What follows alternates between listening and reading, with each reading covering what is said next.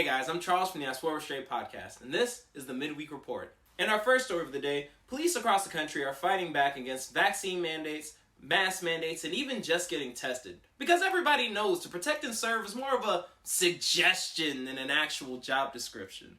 Some police officers have become so upset at the idea of having to take a free vaccine that they've actually begun quitting their jobs en masse.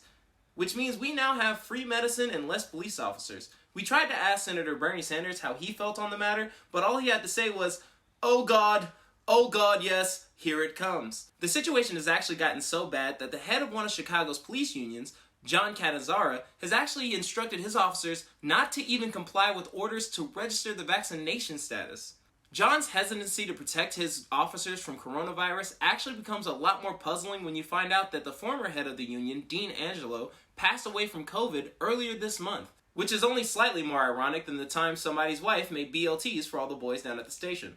Funny enough, a new study has revealed that police officers have actually died 4 times as much from coronavirus as they have from getting shot since the beginning of the pandemic. And I gotta say, as a black person, that kind of news has me terrified. Because now police just have another excuse. Why did you shoot? He wasn't armed. You weren't in any danger. No danger, my ass. He was coughing without covering his mouth. It was him or us, damn it, and I chose us. But if you're so worried about the coronavirus, why don't you just go get vaccinated? Hey, don't you start with that socialist bullshit. Besides, he was no angel. Look, a weed.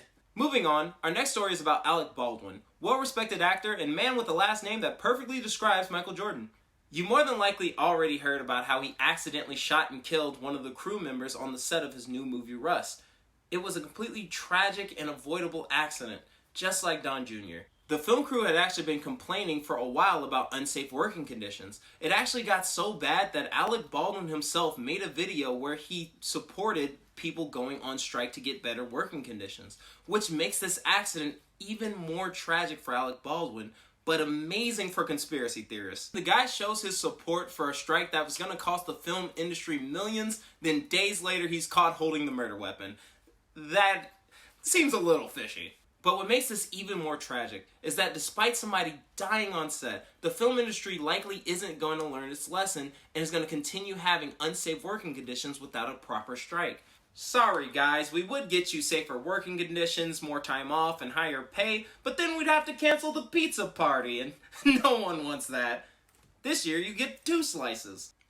And for our final story of the day, Dave Chappelle is still facing backlash for the comments he made about the trans community during his Netflix special, The Closer. Chappelle has gone on to say that he's actually been uninvited from several film festivals as a result of this controversy, and he blames cancel culture, or as a normal person calls it, consequences. Seriously, you said some things that people didn't like, and instead of just apologizing, he decided to double down, and now he's seeing what happens because of that. The situation has actually gotten to a point to where trans employees at Netflix say they want to have a sit-down with Chappelle and discuss what happened.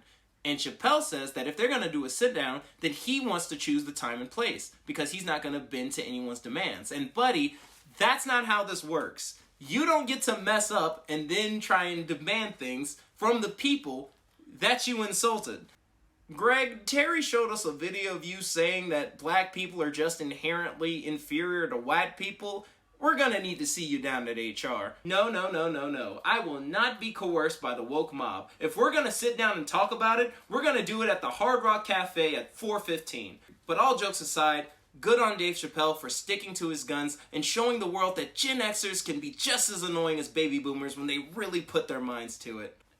And that's going to do it for today's show. If you enjoyed yourself, make sure you leave us a comment letting us know what you thought about any of the news stories we covered today. Hit that like button and make sure you subscribe to the channel so you don't miss any of our future uploads. And most importantly, make sure you check out our podcast, I Swear We're Straight. We got 3 episodes up already on this channel, and we're going to be streaming it on this channel every week. We talk about the news, we have some laughs, and we just have a good time. So make sure you check that out, and I'll see you next week.